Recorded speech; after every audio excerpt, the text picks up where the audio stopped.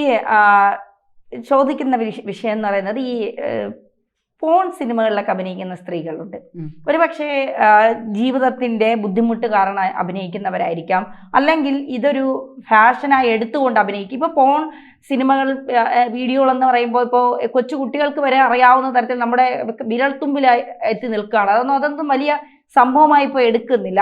പക്ഷേ ഈ കണ്ടു കഴിഞ്ഞതിന് ശേഷം ഈ സ്ത്രീകളെ വളരെ മോശമായി ഇതൊക്കെ ഇരുന്ന് രാത്രിയും ഇരുട്ടിന്റെ മറവിലുമൊക്കെ ഇരുന്ന് നന്നായിട്ട് കണ്ട് ആസ്വദിക്കും. ഇവരുടെ ശരീരാഴകം, ശരീരമേനിയും ഒക്കെ കണ്ട് ആസ്വദിച്ചതിന് ശേഷം ഇവരെ പൊതുവിടങ്ങളിൽ വല്ലാതെ അപമാനിക്കും, വളരെ മോശമായ രീതിയിൽ അപമാനിക്കും. പിന്നെ ഇവർ പുറത്തിറങ്ങാൻ കഴിയാത്ത രീതിയിലൊക്കെ പലരും ആത്മഹത്യയൊക്കെ ചെയ്ത ചരിത്രങ്ങൾ നമ്മുടെ മുന്നിലുണ്ട്. എന്താണ് ഇത്തരത്തിൽ അഭിനയിക്കുന്ന സ്ത്രീകളെ കുറിച്ചുള്ള മാഡത്തിന്റെ ഒരു കാഴ്ചപ്പാട്? അതിപ്പോൾ എന്താ പറയുക, ഞാനിപ്പോൾ പിന്നെ അതിനൊരു ശരിയായിട്ടൊരു ഇത് പറഞ്ഞ്, ഞാൻ വേശ്യ എന്ന് പറഞ്ഞ ഒരു 45 മിനിറ്റ് ദൈർഘ്യമുള്ളൊരു ഡോക്യുമെൻ്ററി ഒരു ഹോം സിനിമ എടുത്തിട്ടുണ്ടായിരുന്നു. വേശ്യകളുടെ യഥാർത്ഥ ഒരു നളിന ജമീല മാമും ഒക്കെ ആയിട്ട് കോണ്ടാക്ട് ചെയ്തതിന് ശേഷമാണ് അവരുടെ ഒരു യഥാർത്ഥ പച്ചയായ ദൃശ്യാവിഷ്കാരണം. മോള് ചോദിച്ചതിന് ചോദിച്ചിരി ഇലാബറേറ്റ് ആയിട്ട് പറയണം. അപ്പോൾ അതിൻ്റെ അകത്ത് ചിലർ വേശ്യകളുടെ അടുത്ത് വരുന്നത്, എൻ്റെ ഭാര്യയിൽ നിന്ന്, അതിൻ്റെ അകത്ത് ഞാൻ സ്ക്രിപ്റ്റ് അങ്ങനെ, എൻ്റെ ഭാര്യയിൽ നിന്ന് എനിക്ക് കിട്ടാത്ത സ്നേഹം അതെന്താണെന്ന് എനിക്കൊന്ന് അറിയണം, ഞാൻ ഈ മടിയിലൊന്ന് തല വെച്ച് കിടന്നോട്ടെ. ആ കിടപ്പിൽ അയാൾ ഉറങ്ങുന്നുണ്ട്. അപ്പോൾ ആ വേശ്യ അയാളെ പുതപ്പിക്കുന്നുണ്ട്. വൈകുന്നേരം മുഴുവൻ അങ്ങനെ ഉറങ്ങിയതിന് ശേഷം അവളുടെ മടിയിൽ നിന്ന് എഴുന്നേറ്റ് രൂപ എടുത്ത് കൊടുക്കുമ്പോൾ അവൾ പറയുന്നുണ്ട്, ഞാൻ തൊഴിൽ ചെയ്താലേ പൈസ വാങ്ങാറുള്ളൂ സാറേ, ഞാനൊന്നും ചെയ്തില്ലല്ലോ, അതുകൊണ്ട് ഇത് വേണ്ട, ഇത് ഏതെങ്കിലും അനാഥ മന്ദിരത്തിൽ കൊണ്ട് കൊടുത്തു. വേശ്യ എന്ന് പറയുന്ന സ്ത്രീകളുടെ ഉള്ളിലും നന്മയുണ്ട് എന്നാണ് ഞാൻ അവിടെ അത് കാണിച്ചിരിക്കുന്നത് എന്ന് പറഞ്ഞതുപോലെ ചില വ്യക്തികൾ കുടുംബം പോറ്റാനായിരിക്കാം അങ്ങനെ ഒരു ചിത്രത്തിൽ അഭിനയിച്ചുകൊണ്ട്, പക്ഷേ ഇപ്പം ഞാൻ പേര് പറയുന്നില്ല, വളരെ ഞെട്ടിക്കുന്ന രീതിയിൽ എനിക്കറിയാവുന്ന ഒരു സ്ത്രീ ഇപ്പോൾ അവർക്കൊരു ഇതുണ്ടായിരുന്നു, ഒരു ഹോട്ടൽ നടത്തിക്കൊണ്ടിരുന്നു, നല്ല രീതിയിൽ പോയിക്കൊണ്ടിരുന്ന, അവർക്ക് എന്താണെന്ന് അറിയില്ല, അവർക്കൊരു പെൺകുട്ടി ഉള്ളതാണ്. അങ്ങനെയൊക്കെയുള്ള സ്ത്രീകളോട് എനിക്ക് യാതൊരു എന്താ പറയുക ഒരു അനുകൂലിച്ച് ഞാൻ പറയില്ല.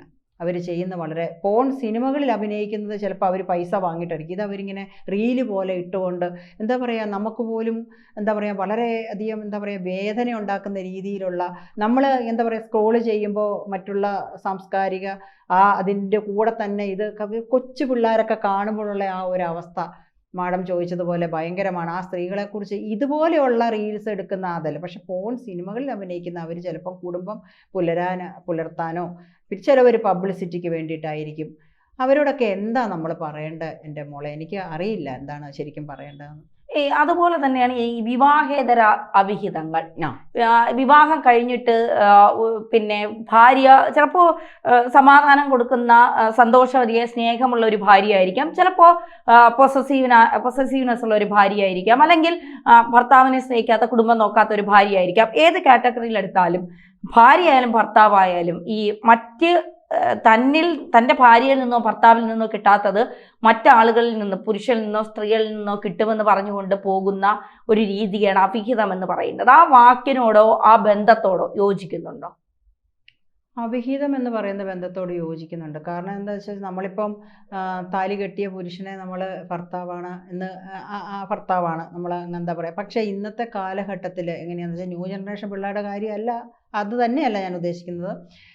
ഇന്ന് കൂടുതലും വിവാഹം കഴിച്ചു കഴിഞ്ഞാൽ സ്ത്രീയും പുരുഷനും തമ്മിൽ ഒരു വൈകാരികമായ അടുപ്പമില്ല എന്ന് തന്നെയാണ് എനിക്ക് മനസ്സിലാക്കാൻ കഴിഞ്ഞത്. പലരും പല കാര്യങ്ങൾക്കും എന്നെ വിളിക്കാറുണ്ട്. അവർക്കൊരു കൗൺസിലിംഗ് പോലെ എന്നോട് ചോദിക്കുമ്പോൾ ഞാൻ ചോദിക്കും, നിങ്ങൾ എങ്ങനെയാണ് ഫാമിലിയിൽ, എങ്ങനെയാണ് നിങ്ങൾ വളരെ സ്നേഹത്തോടെയാണോ? ഇല്ല മാഡം, ഞങ്ങൾ പള്ളിയിലൊക്കെ പോകുമ്പോൾ ഞങ്ങൾ ഒന്നിച്ച് സന്തോഷത്തോടെ നടക്കും, പക്ഷേ ഞങ്ങൾ കിടക്കുന്ന 2 റൂമിലാണ് എന്ന് പറയുന്നത്. നമ്മൾ ഈ വിവാഹം കഴിച്ച സ്ത്രീകൾക്ക് എപ്പോഴും ഭർത്താവിൻ്റെ ചൂട് പറ്റി ഉറങ്ങാനോ അല്ലെങ്കിൽ ഭർത്താവിന് ഭാര്യയുടെ ചൂട് പറ്റി ഉറങ്ങാനോ ഒക്കെയുള്ള ആ ഒരു അഭിവാഞ്ച ഇല്ലേ? മോക്കാവുമ്പോഴും ഒരു കുടുംബിനെയാണ് അറിയാൻ പറ്റും. പക്ഷെ അത് കിട്ടാതെ വരുമ്പോഴാണ് കൂടുതലും വിവാഹേതര ബന്ധങ്ങൾ എന്താ പറയുക ഉണ്ടാകുന്നത്. അതിനെ അവിഹിതം എന്ന പച്ച മലയാളത്തിൽ നമ്മുടെ സമൂഹം വിളിക്കുമെങ്കിലും ചില ആൾക്കാരുടെ ഒരു അവസ്ഥ എന്ന് പറയുന്നത് അവർക്ക് എന്താ പറയുക ഒരു ജീവശ്ചവും പോലെ ജീവിച്ചിരുന്നിട്ട് അവരൊരു ഇത്തിരി സ്നേഹത്തിന് വേണ്ടിയാണ് പോകുന്നത് എന്നൊക്കെ കുറേ ആൾക്കാർ വന്ന് അങ്ങനെ പറയാറുണ്ട്. ഈ സെക്സ് മാത്രമാണോ കുടുംബജീവിതം എന്ന് പറയുന്നത്? ഒരിക്കലും അല്ല. സെക്സ് ഉണ്ടാകുന്നത് സ്നേഹത്തിൽ അധിഷ്ഠിതമായ ഒരു ജീവിതത്തിൽ മാത്രമേ യഥാർത്ഥ സെക്സ് ഉണ്ടാകുന്നുള്ളൂ. അല്ലാത്ത അടുത്തൊക്കെ പെണ്ണുങ്ങൾ ചുമ്മാ വെറും അഭിനയിക്കുകയാണ്, സെക്സിൽ എൻജോയ് ചെയ്യുന്നുണ്ട് എന്ന്. എന്നോടൊരു സ്ത്രീ പറഞ്ഞ ഒരു കാര്യം പച്ചയ്ക്ക് പറഞ്ഞ, എന്നും അയാൾ മദ്യപിച്ചിട്ട് വരും, വായുനാറ്റം കൊണ്ട് ഭയങ്കരമായിട്ട്, അയാൾക്ക് കുറേ ഭക്ഷണം കഴിക്കണം, അത് കഴിഞ്ഞ് എൻ്റെ അടുത്ത് വരും, മൂക്ക് പൊത്തി വളരെ അറപ്പോടുകൂടി കണ്ണടച്ച് കിടന്ന് ഞാൻ കരഞ്ഞുകൊണ്ടാണ് അയാളുമായിട്ട് ലൈംഗിക ബന്ധത്തിൽ ഏർപ്പെടുന്നത് എന്ന് പറയുമ്പോൾ ഒരു സ്ത്രീയുടെ ആ ഒരു അവസ്ഥ, അതിനെക്കുറിച്ചൊക്കെ വളരെ എന്താ വേദനയോടെ ഞാൻ ചിലപ്പോഴൊക്കെ ഓർക്കാറുണ്ട്. ഈ ഇത്തരം ഇപ്പോൾ ഞാൻ പറയുമ്പോൾ പലരും പറയും അങ്ങനെ അവിഹിതം പിന്നെ പ്രൊമോട്ട് ചെയ്യുന്ന ഒരാളാണോ എന്നൊക്കെ ചോദിക്കും. പക്ഷെ ഇപ്പോഴത്തെ അവിഹിതത്തെ പ്രൊമോട്ട് ചെയ്യല്ല ഞാൻ ചെയ്തത്. അവിഹിതം എന്ന് പേരിട്ടാണ് അങ്ങനെ വിളിക്കുന്നത്. ഒരാൾ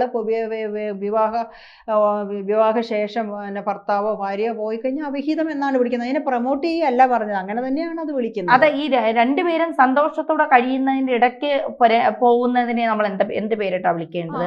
രണ്ടുപേരും പരസ്പരം നല്ല സന്തോഷത്തിൽ ഇരിക്കുമ്പോൾ, അതിപ്പോൾ ഉദാഹരണം പറയാനാണ്, ഇപ്പോൾ സോഷ്യൽ മീഡിയ തന്നെ ഉണ്ടത്, അത് ശരിക്കും ഭയങ്കര വേദനാജനകമായിട്ടുള്ളൊരു കാര്യമാണ്. അത് മോശമായിട്ടുള്ളൊരു കാര്യമാണ്. കാരണം സ്വന്തം രക്തത്തിൽ പിറന്ന കുഞ്ഞിൻ്റെ മുമ്പിൽ വെച്ച് മറ്റൊരു സ്ത്രീയിലുണ്ടായ കുഞ്ഞിനെ എന്താ പറയുക, വളരെ ആത്മാർത്ഥതയോടെ സ്നേഹിക്കുന്ന കാണുമ്പോൾ ആ വളർന്നു വരുന്ന കുഞ്ഞിൻ്റെ മനസ്സിലുണ്ടാകുന്ന ആ ഇൻസെക്യൂരിറ്റി ഇല്ലേ, അതൊരു ഭയങ്കര വേദനാജനകമായിട്ടുള്ളൊരു കാര്യമാണത്.